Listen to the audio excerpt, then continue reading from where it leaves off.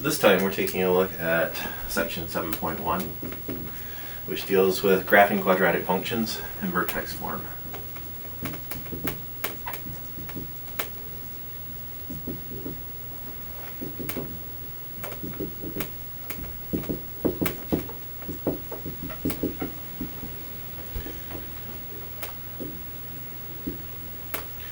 Now, just to remind you, when you have a quadratic function, you have a function that can be written in the form y is equal to ax squared plus bx plus c, where a, b, and c are constants, and a is not equal to 0. And so this is basically a standard form equation, but the a value, or at least the sign of the a value, tells us a bit about what the graph looks like. If you were to graph something like this, you will get a parabola, and that parabola will either open upward or it'll open downward. And so one possibility would be that you get a graph that looks something like this.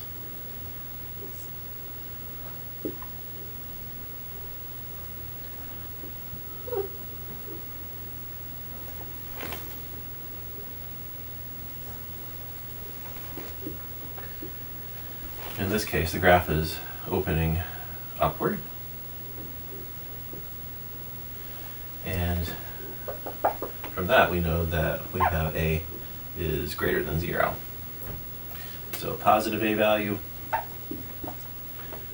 we know the parabola is going to open upward. Now this means that you're going to have some location where the graph bottoms out, and this location is our vertex. Now that vertex, we're going to say, has coordinates h and k. And there's also what's called an axis of symmetry that passes through this vertex. And if we think about that axis of symmetry,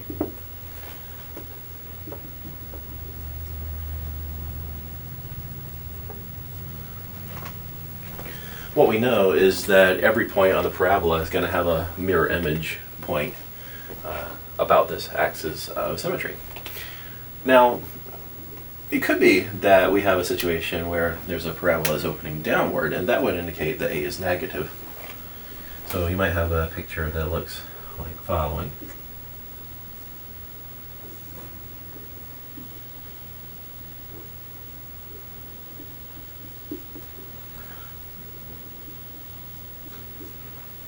That's certainly a possibility. But if that's the case, then it turns out our graph is hitting a maximum, and the point where the graph maxes out is also, in this case, the vertex, and it's going to have coordinates h and k. And once again, there is an axis of symmetry that goes through this vertex.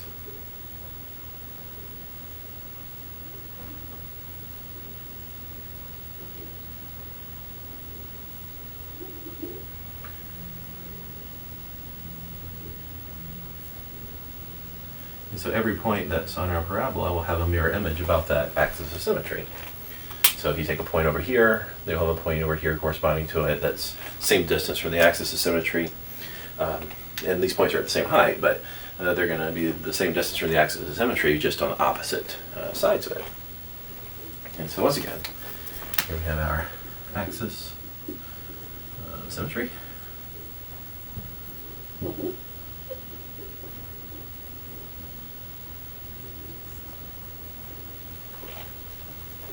And again, that location h comma k is our vertex. So when we think about what's called the vertex form of a quadratic function, notice the vertex form is mentioned in the title of the section, then this is what we're talking about. So suppose that, in fact, let's go ahead and write this as a definition.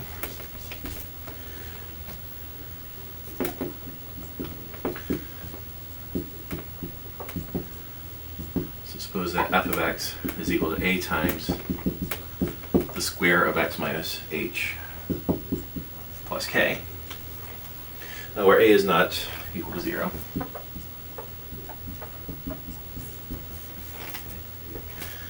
Then what you have here is what's referred to as the vertex form for your equation. So you still have f as a quadratic function.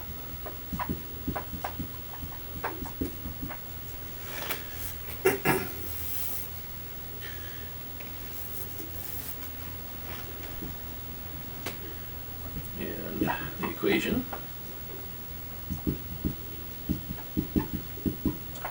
is in vertex form. All right. And so we're going to be focusing on how do you graph these different equations. And there are lots of different possibilities that we have here, but they're all going to sort of boil down to a shape like this or a shape like that. So let's take a look at comparing some graphs. So here we're gonna sketch some graphs on the same set of axes.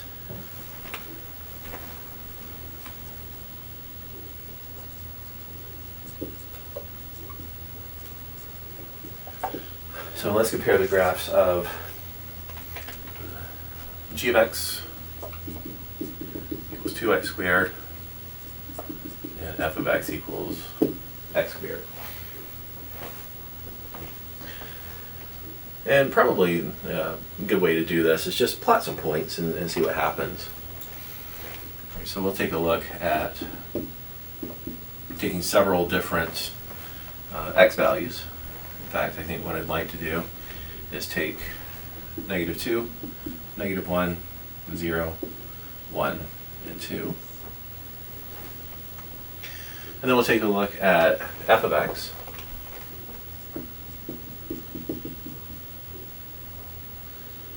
And then we'll also take a look at g of x.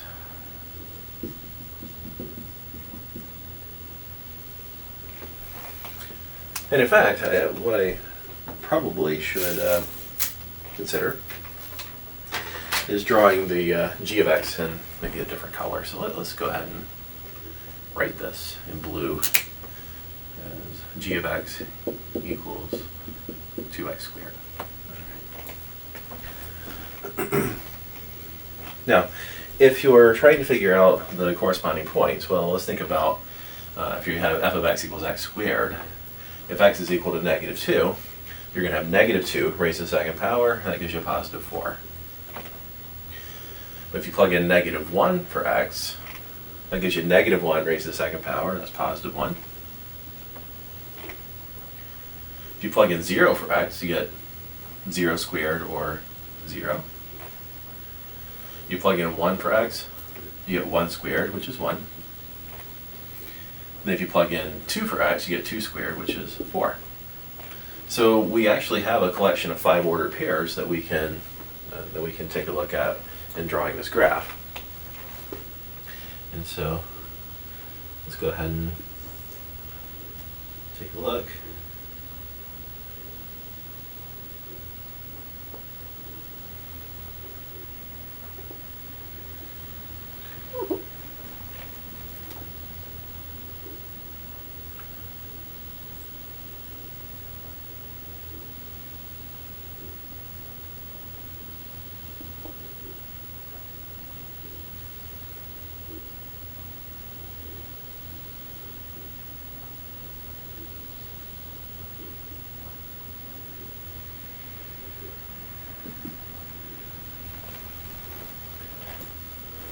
All right, so -2, 4 would put us here. -2, 4. -1, 1 would put you here. 0, 0, right there at the origin. There's your vertex. 1, 1, and 2, 4. So the vertex is at the origin. It means our axis of symmetry is the y-axis in this particular case. And so you want to draw a smooth curve through these points.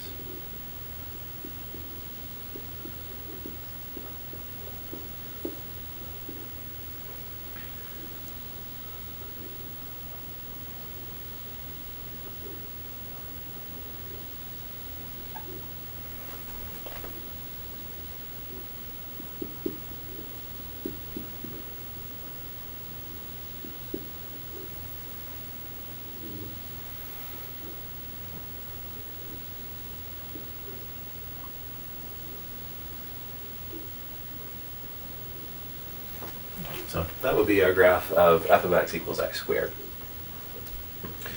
Now, if you take a look at your g of x equals 2x squared, if we plug in negative 2 for x, negative 2 squared gives us 4, then we have to take 2 times 4, which is 8.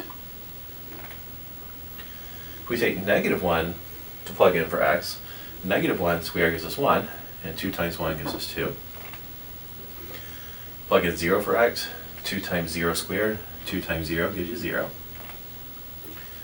Plug in 1 for x, 2 times 1 squared, 2 times 1 gives you 2. Finally, plug in 2 for x, 2 squared is 4, 2 times 4 gives you 8. So really all that's happened is, notice going from x squared to 2x squared, we've simply doubled these outputs. So double 4 to get 8, double 1 to get 2, and so forth. So we'll take the leftmost and the rightmost columns for our order pairs to draw the graph of g of x. Well, you've got negative 2 comma 8 as our first point. That's going to put us right here. All right, so there's our negative 2, 8. Then you got negative 1 comma 2. And then 0, 0. So we got the same vertex, it turns out. Then you have 1, 2. And then finally you'll have 2, 8. So plot that point right here. And we got 5 points. One of the points is the origin. And we'll draw a graph.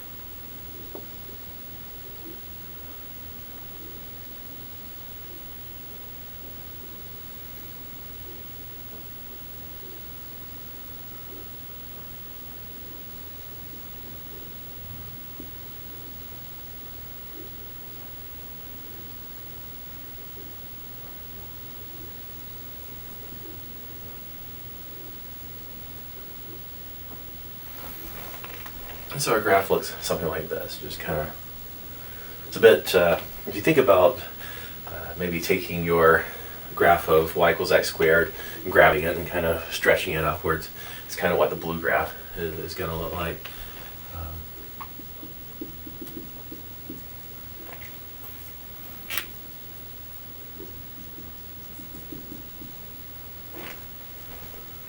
All right, so that's what our two graphs will look like drawn on the same set of axes. But there is one other thing that I think I would like to point out. And let's suppose that we want to consider maybe an h of x equals negative x squared. Well, if you think about h of x equals negative x squared, let's go back to how f and g are related. So when you have f of x equals x squared versus g of x equals 2x squared, then what we did is we doubled these outputs for x squared to get the outputs for g squared, just multiply by 2. Well, think about x squared versus 2x squared. X squared just got multiplied by 2, right? But if you look at negative x squared, then basically the outputs would be what you see here, just with the signs changed. So in particular, for h of x, you would have a situation like the following.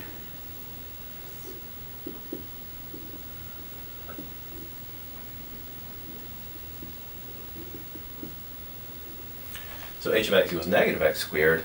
Instead of, when we plug in negative 2 for x, negative 2 squared is 4, but it's preceded by a negative here, so you'd actually get negative 4 as your output. If you plug in negative 1 for x, negative 1 squared gives you 1, but preceded by this negative, now you're going to get negative 1. And then the rest of these would follow suit, basically flipping the signs of all of the different outputs that you get here for f. So when you go to draw the graph,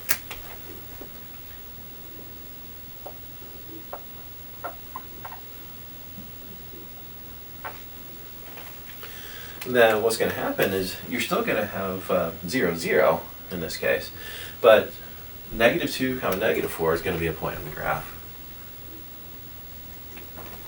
Negative 1 comma negative 1. 0, 0, so still origin. 1 comma negative 1, and then 2 comma negative 4. So if we draw the graph through these points, then what we get is a picture that's something like this.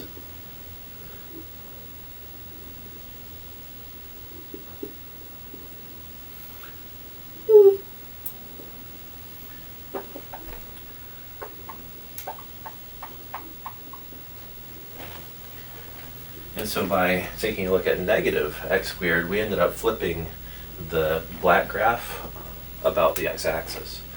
So this would be our h of x equals negative x squared. So multiplying the x squared by 2 basically gave us a vertical stretching of the graph. Multiplying by negative 1 ended up flipping the graph. And if this had been, let's say, a negative 2x squared, then we would have ended up flipping the blue graph about the x-axis. All right. So now let's take a look at how we would shift some graphs.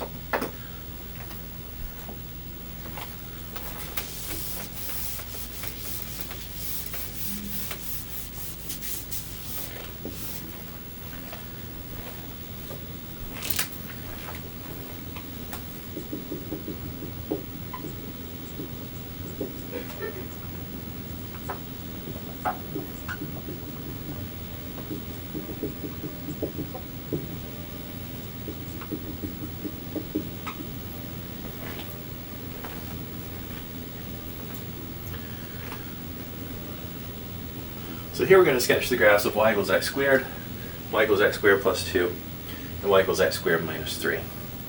And I think we're going to go with different colors as well. So this one we'll go with blue, and then this one let's go with brown. And the y equals x squared I'll just draw in black one more time.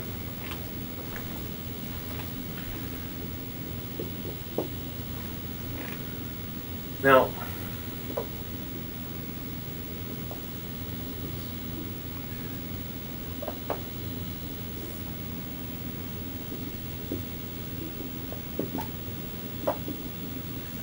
we've already seen how this works out for y equals x squared if we choose these same x values. So let's go ahead and just write those. But if I were to take a look at, let's say, y equals x squared plus 2,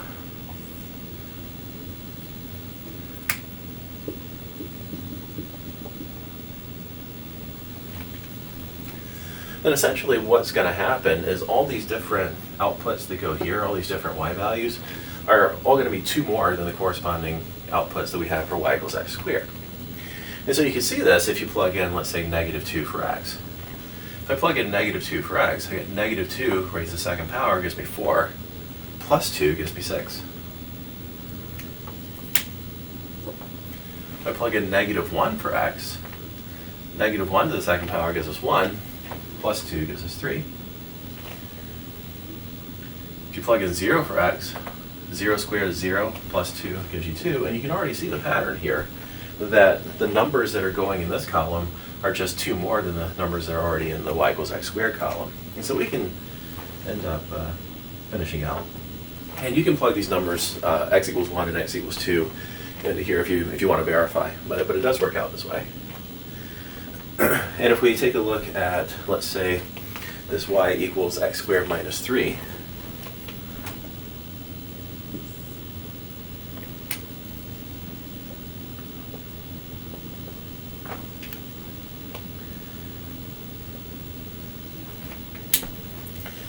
then what will happen is if we plug in, let's say, negative 2 for x, negative 2 raised to the second power gives us 4, 4 minus 3 gives us 1. If you plug in negative 1 for x, negative 1 raised to the second power is 1, 1 minus 3 is a negative 2. You plug in 0 for x, 0 squared, 0 minus 3 gives you a negative 3. So when you take a look at all these numbers that I'm putting in brown here, these numbers are 3 less than the corresponding numbers that are in this y equals x squared column. And so if I take 1 minus 3 is negative 2, and oops, that should be a 4. Well, way to mess that one up. All right. So I take 4 minus 3, that's equal to 1. It's great when you miscopy stuff. It always works out so well. But at any rate, here's what we're going to do, is we're going to take a look at these 3 graphs that are going to emerge from this. And I think what I'm going to do is draw them over here so I have a little bit more room.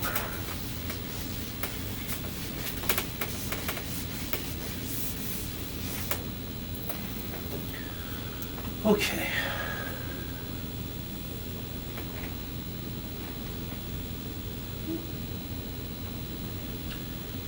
Let's draw this a little bit better.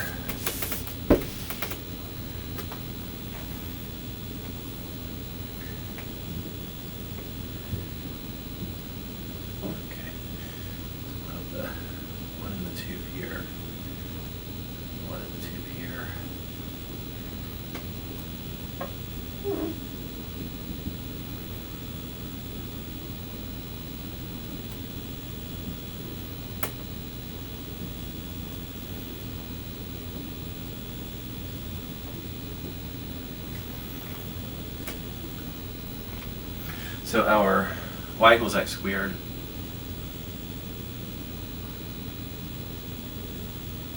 already know what that graph looks like. We put it up on the board right over here, as a matter of fact.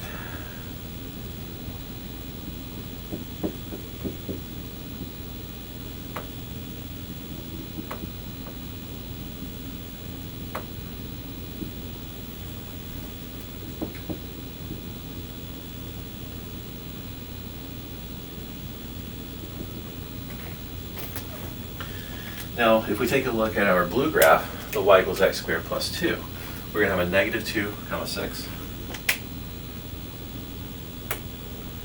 We'll have a negative 1, comma 3. We'll have a 0, comma 2. 1, comma 3. And then 2, comma 6. All right. So this graph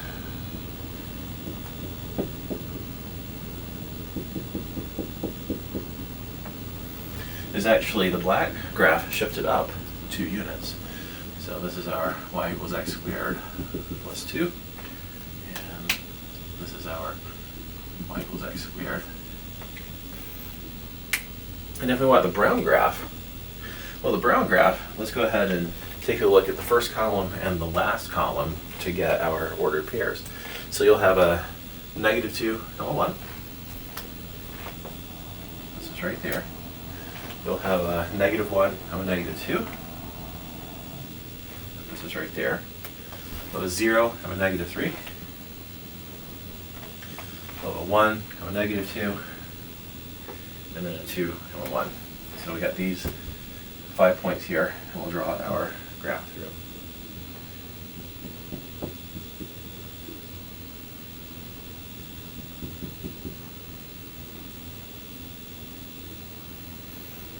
This is our y equals x squared minus 3.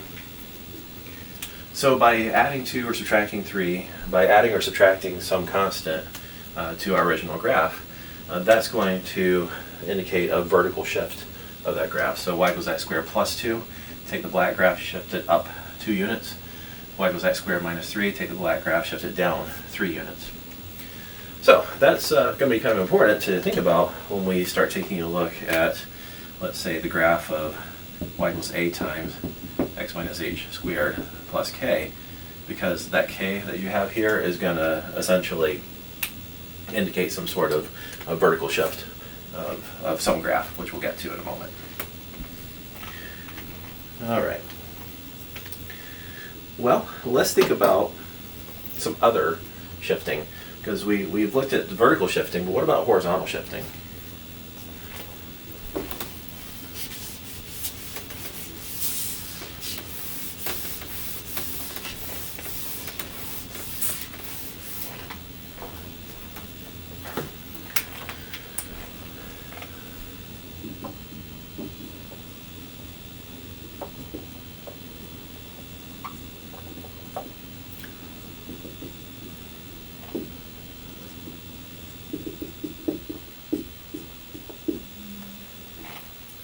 So what if we take a look at the graphs of y equals x squared and y equals x minus 3 squared?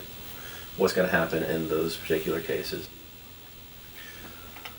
Well, we still have, in fact, we still have the table here for x and y if y is equal to x squared. So we can still take a look at those values of x and y as giving us locations of points on our graph.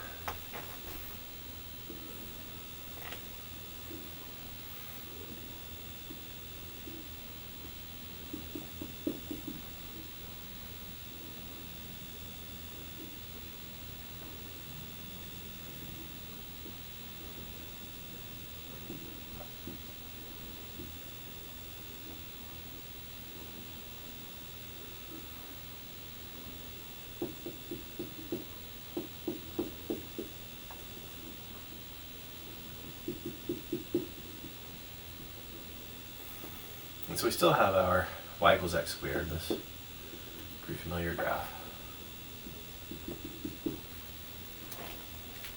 But I'm going to take a look at the y equals x minus 3 squared in blue. And so I'd like to analyze this a little differently. When I take a look at the graph of y equals x squared, what I notice is that the y value isn't dipping below 0. And the reason for that is when you take a look at x squared, if you plug in 0 for x, 0 squared is 0. If you plug in a positive number for x, x squared is going to be positive. You plug in a negative number for x, x squared is still positive. So the y values that you get are always going to be 0 or larger because you have something raised to the second power. But when I take a look at y equals x minus 3 squared, I still have something raised to the second power. So no matter what number x minus 3 is, whether it's 0 or it's positive or it's negative, when I raise it to the second power, I know that y is going to be 0 or larger. Which means that the parabola that I draw based on this equation is going to be at a y location of 0. We just got to figure out where it is x-wise. But think about this for a moment. If y is equal to 0, if you have 0 is equal to x minus 3 raised to the second power, think about the value of x that's going to make this a true statement. What you're going to need is for x minus 3 to be equal to 0 to pull this off. But that's going to happen when x is equal to 3. So if y is equal to 0, x equals 3, oh, okay. That means that you're going to have your vertex here at 3, 0. But you can play the same type of game with different y values. Once again, if you have y is equal to x minus 3 squared, you can say, well, what's going to happen when y is equal to 1? What sorts of x values are going to produce solutions to this equation? Well, I know that if x minus 3 is equal to 1, that's going to work because 1 squared is equal to 1. So that means that when x is 4, I've got a true statement here. 4 minus 3 is 1. 1 squared gives you 1. This is a true statement when x is 4. So we'll have x equals 4. But I also know that if x minus 3 is negative 1, well, negative 1 raised to the second power is also 1. So where is x minus 3 equal to negative 1? Oh, when x is equal to 2. So x equals 4 and x equals 2 would be the values that will give me a y value equal to 1 here. So that means 4, 1 is a point on the graph. And 2, 1 is also a point on the graph. And I could do the same kind of thing with maybe y is equal to 4. I know 4 is equal to 2 squared. I know 4 is equal to negative 2 squared. So if x minus 3 is equal to 2, that means x is 5. And if x minus 3 is equal to negative 2, that means x is 1. And so that means that 5, 4 and 1, 4 are going to be points on the graph of y equals the square of x minus 3. We get the following.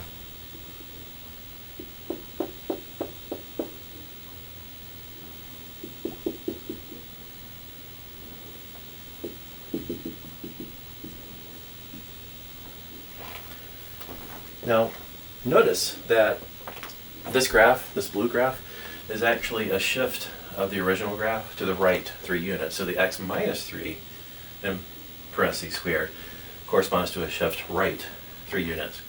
So then you might ask, well, what would have happened if this had been y equals x plus 2 raised to the second power? So maybe something like this, y equals x plus 2 raised to the second. Well, if you're thinking that this would have been a shift of the original graph to the left 2 units, then you're correct. That's exactly what would have happened. And so we start to think about this vertex form. The k, as I mentioned earlier, is going to correspond to a vertical shift of the graph, and the h is in here in the parentheses with the x is going to correspond to a horizontal shift of the graph. We've already taken a look at some of the things that a will do. So if a is 2, notice that was a vertical stretching of our original graph. When we had a was negative 1, we had a reflection about the x-axis. And so there are lots of different ways that we can work with these graphs and combine different things like changing the a value, the h, and the k, and so forth. Now, let's take a look at an example where we put some of these ideas together.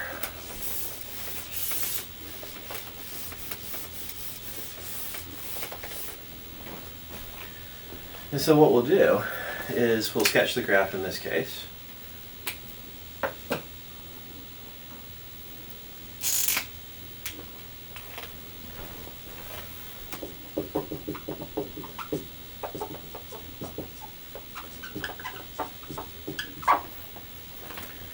Sketch the graph of, and then we'll have x plus 3 squared plus 1. So y equals x plus 3 squared plus 1.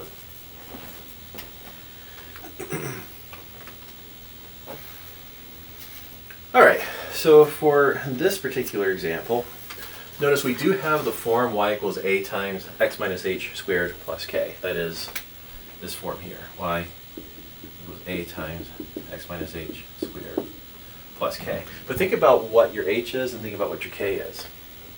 Well, the k is equal to 1.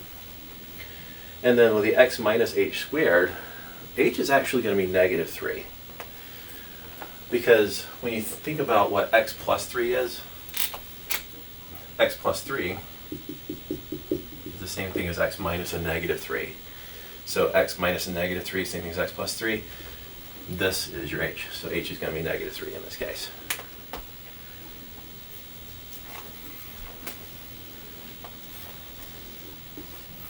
So we'll keep that in mind.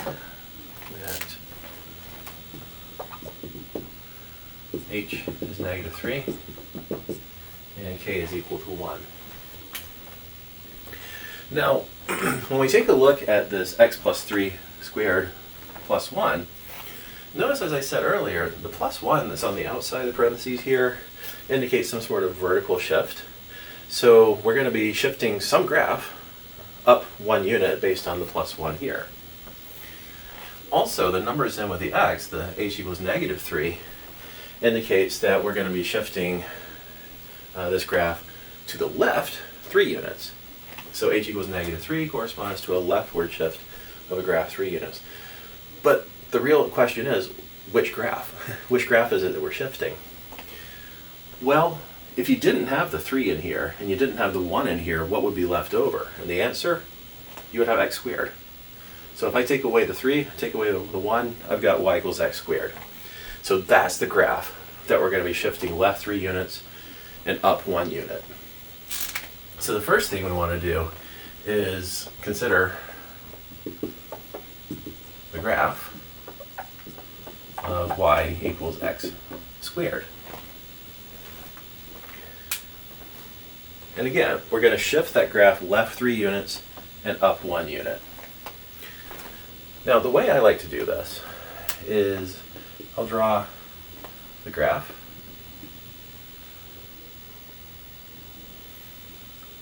I guess more specifically, or more accurately, I'll draw the little locations of the points of y equals x squared.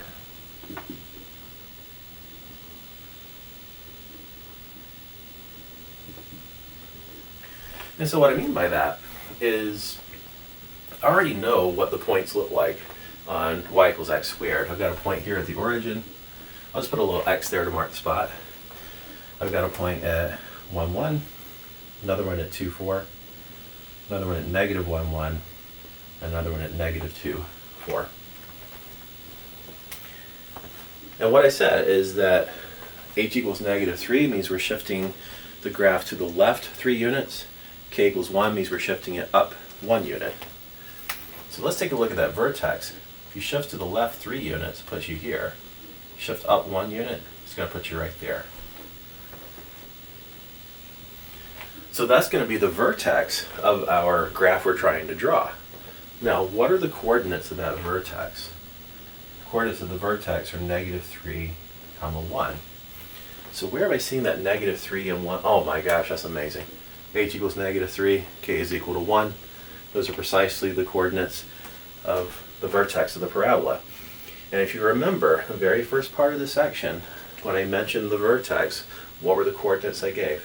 H, k. Wasn't by accident. So every single one of these points that I have marked here from the original y equals x squared will get shifted exactly the same way. So at this point, we're going to move 1, 2, 3 to the left and up 1. This point, we'll move 1, 2, 3 to the left and up 1. So if this point here is at -2, 4, we're going to move to -5, 5. This point, shift left 1, 2, 3, shift up 1. This point, shift left 1, 2, 3, 1, 2, 3, and then shift up 1. There we go. So now I've got the points of that parabola, just waiting for the curve to be drawn through.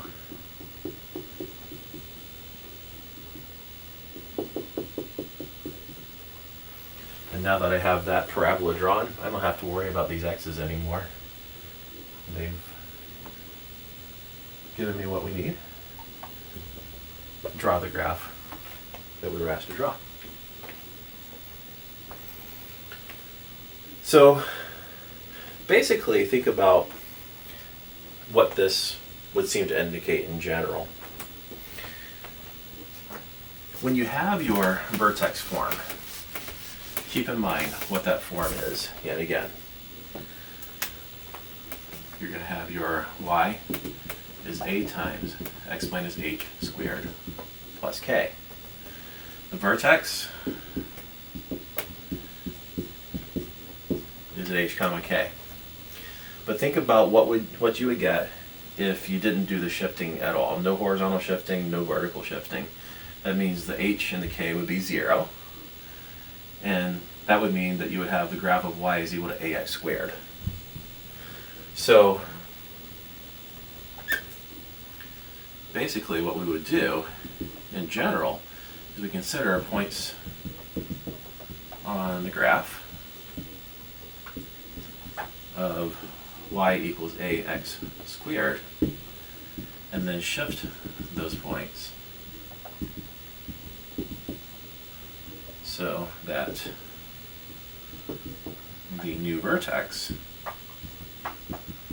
is at hk. Now, thing to keep in mind, the way that you shift the vertex is exactly the same way you have to shift all the points on this original y equals ax squared. And so let's take a look at one more example.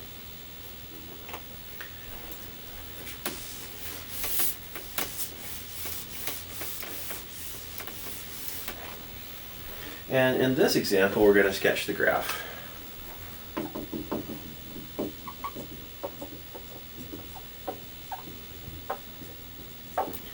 Of f of x equals -2 times the square of x plus 6 minus 2.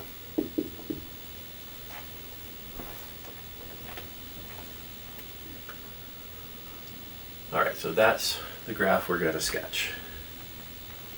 Now, initially, I don't really even care about the plus 6 or the minus 2 that we see here. What I do care about is thinking about what happens if we throw those out. If you throw out the 6 and you throw out the minus 2 here, what you're left with is a -2 times x squared. So that's the first thing that I want to consider. I want to consider points on the graph of y equals -2x squared.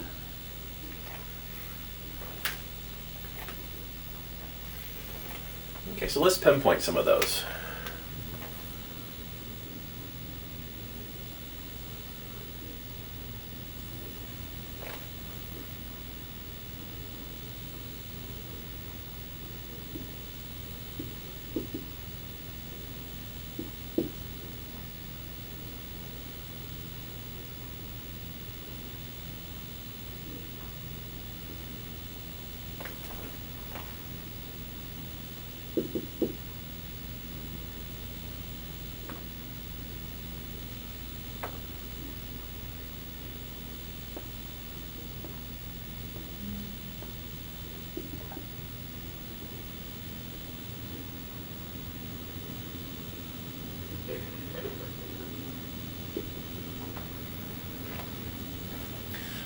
So if you're thinking about the graph of y equals negative 2x squared, let's take the little table over here.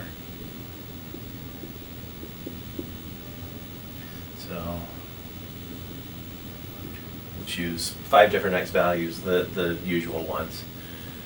The great thing about y equals ax squared is that your vertex is going to be at the origin, so you got nice symmetry about x equals 0. So I would plug in negative 2 for x. Negative 2 raised to the second power gives us 4. Negative 2 times 4 is a negative 8. Plug in negative 1 for x. Negative 1 squared gives us 1. Negative 2 times 1 is a negative 2. Plug in 0 for x. 0 squared is 0. Negative 2 times 0, 0. Plug in 1 for x. 1 squared is 1. Negative 2 times 1 is a negative 2. And then plug in 2 for x. 2 squared gives you 4. Negative 2 times 4 gives you a negative 8. So I want to pinpoint these different locations. We'll have negative 2, negative 8.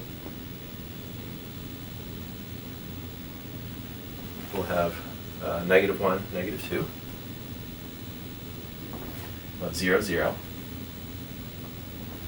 We'll have 1, negative 2. And then we'll have 2, negative 8.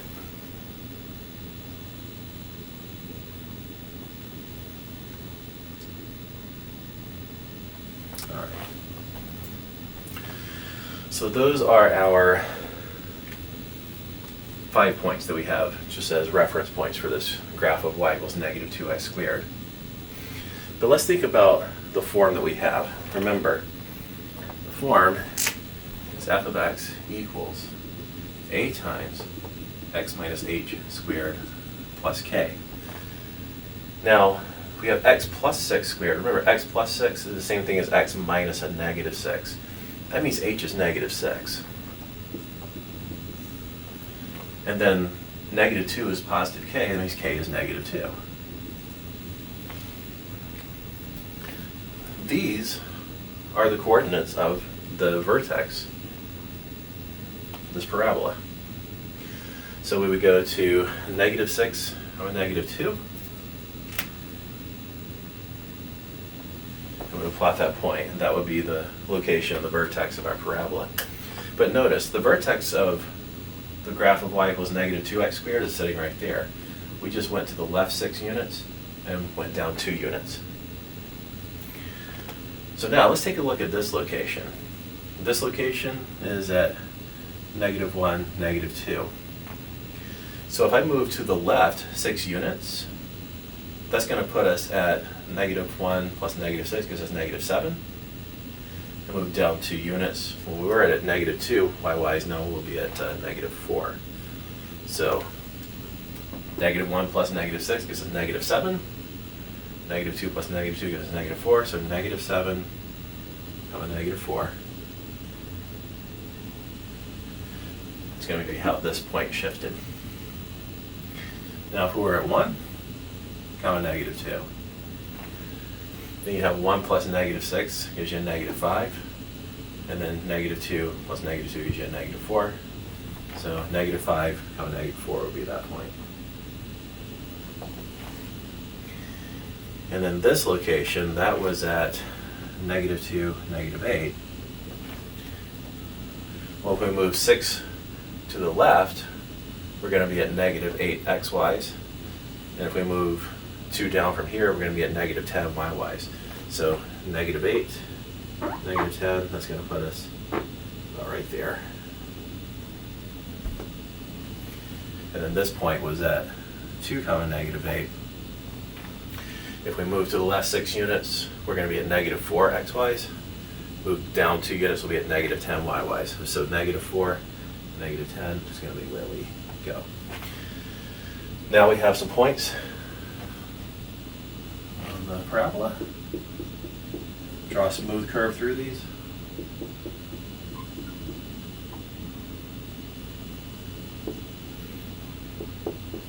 Notice with your a value being negative, parabola is opening downward, and this is the graph that we end up getting. Now, once I've drawn the graph, really don't need these points anymore, so we can just get rid of them and that'll be just fine.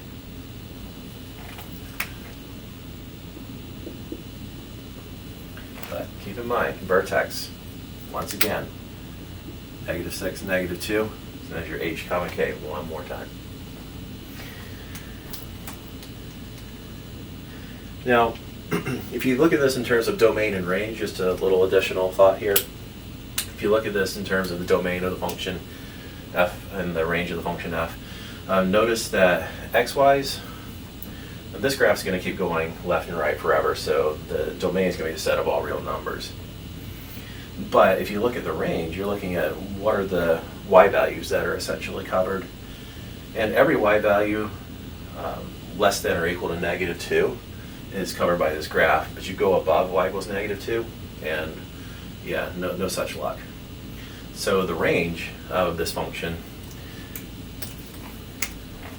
so if you could call the range R,